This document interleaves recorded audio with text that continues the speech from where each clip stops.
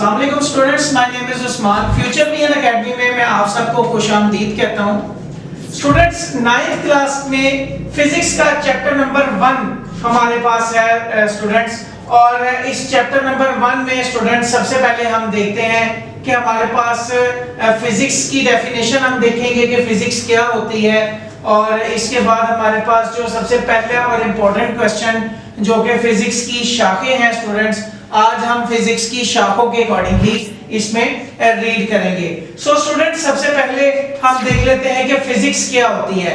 जो सब्जेक्ट हम पढ़ने जा रहे हैं फिजिक्स है क्या। तो स्टूडेंट्स, फिजिक्स में हम देखते हैं फिजिक्स क्या होती है। मादा और एनर्जी के ख्वास और इनके दरमियान बाहमी अमल का मुताला फिजिक्स कहलाता है। यानी हम फिजिक्स में दो चीजों के बारे में रीड करते हैं। नंबर 1 मादा और एनर्जी। हम मादा और एनर्जी के बारे में इस पूरी बुक के अंदर पढ़ेंगे। यानी इस पूरी बुक में अगर हम कोई भी क्वेश्चन ले लें, कोई भी चैप्टर ले लें, कोई भी क्वेश्चन ले लें, उसका ताल्लुक स्टूडेंट्स हमारे पास मादा और एनर्जी के साथ ही होगा। उसका ताल्लुक यानी मादा और एनर्जी से वो ताल्लुक रखता होगा। तो स्टूडेंट्स, फिजिक्स को अगर कहा जाए कि मादा और एनर्जी के ख्वास और इनके दरमियान क्या ताल्लुक होता है, इस चीज को बयान करना स्टूडेंट्स फिजिक्स कहलाता है।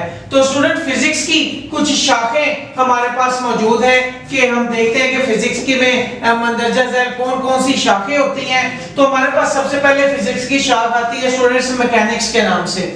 सबसे पहली शाख मैकेनिक्स है, उसके बाद हरारत है, आवाज है, रोशनी है, इलेक्ट्रोमैग्नेटिज्म है, एटॉमिक फिजिक्स है, न्यूक्लियर फिजिक्स है, प्लाज्मा फिजिक्स है, जियोफिजिक्स है। स्टूडेंट्स, ये सब हमारे पास फिजिक्स की शाखें हैं जिनके बारे में हमने रीड करना है।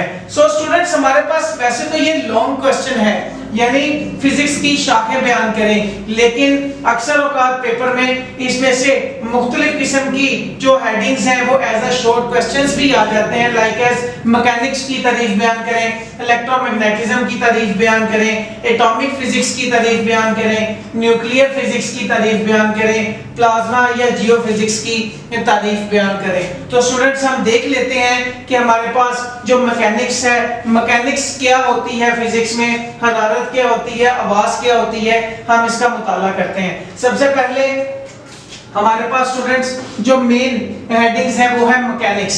बेसिकली मैकेनिक्स का ताल्लुक जो है स्टूडेंट्स वो हरकत के साथ होता है, यानी हरकत के असरात और इसकी वजूहात का मुताला हमारे पास मैकेनिक्स कहलाता है कि हरकत के क्या क्या असरात जो है वो रोनुमा होते हैं या इसकी वजूहात क्या होती हैं जिसकी बिना पर ये जो हरकत है वो होती है, किस वजह से होती है, इसकी असरात और वजूहात का मुताला हमारे पास मैकेनिक्स कहलाता है। उसके बाद स्टूडेंट्स हमारे पास दूसरी जो हेडिंग्स है वो हरारत के नाम से आती है।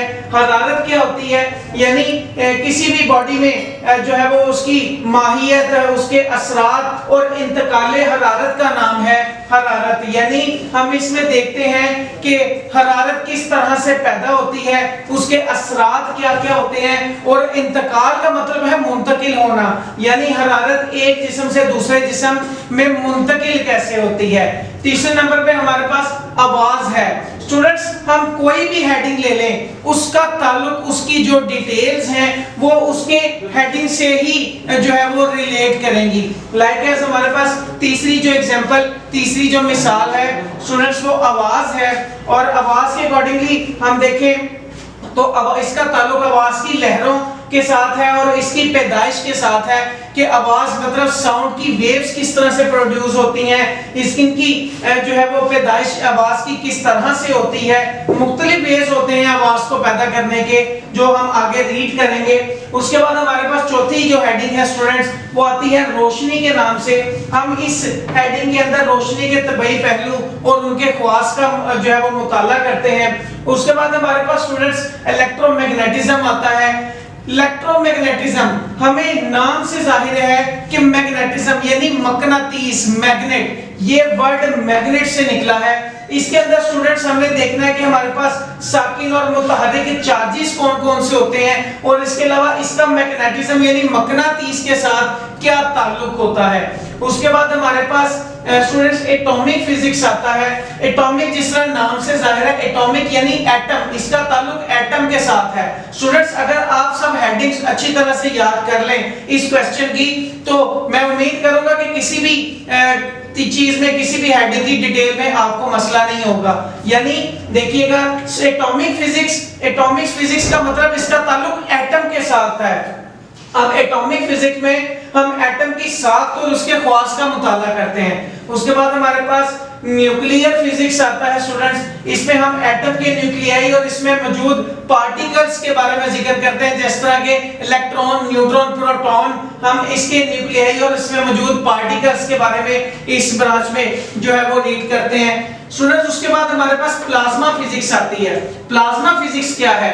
मादे की आयनिक हालत, उसकी पैदाइश और उसके ख्वास का नाम प्लाज्मा फिजिक्स है। उसके अलावा स्टूडेंट्स हमारे पास जियो फिजिक्स आता है। जियो यानी नाम से जाहिर है, जियो का मतलब है जमीन, यानी इस हालत में, इस कंडीशन में फिजिक्स की हम जमीन के बारे में रीड करेंगे। यानी अगर हम इसकी डिटेल में जाएं तो जमीन की अंदरूनी साख्त का मुताला हमारे पास जियो फिजिक्स कहलाता है। तो स्टूडेंट्स आज का जो सबसे पहला टॉपिक जिसको हमने रीड किया, जिसमें हमने फिजिक्स की सबसे पहले डेफिनेशन देखी कि फिजिक्स क्या होती है, उसके बाद फिजिक्स की जो मुख्तलिफ शाखें हैं हमने उसकी शाखों के अकॉर्डिंगली रीड किया स्टूडेंट्स। मैं उम्मीद करूंगा इंशाल्लाह इसमें आपको किसी भी किस्म की कोई प्रॉब्लम नहीं होगी। शुक्रिया।